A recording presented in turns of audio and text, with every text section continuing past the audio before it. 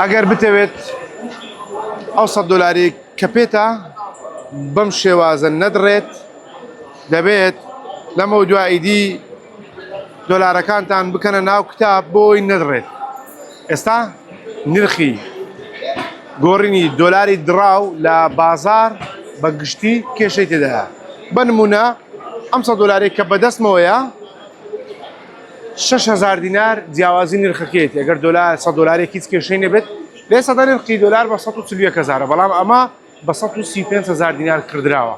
جا ئەمە دۆلاری کۆنیشە لەگەڵ دۆلاری نوێ ئەمیش بە هەمان شێوە ڕۆژانە کێشە لە نرخیاندا. ڕۆژ وایە دۆلاری کۆن کەمترە لە بازار نرخی باشترە، بەڵام کە زۆر بوویدی ئەوەش نرخی دادەبەزێتن.